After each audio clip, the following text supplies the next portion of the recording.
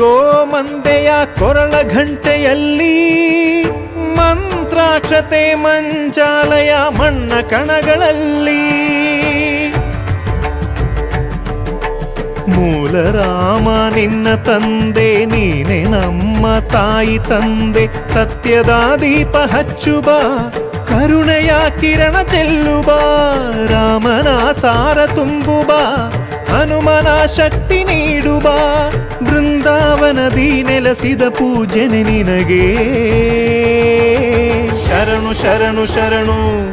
ಗುರು ರಾಘವೇಂದ್ರ ಶರಣು ಶರಣು ಶರಣು ಶರಣು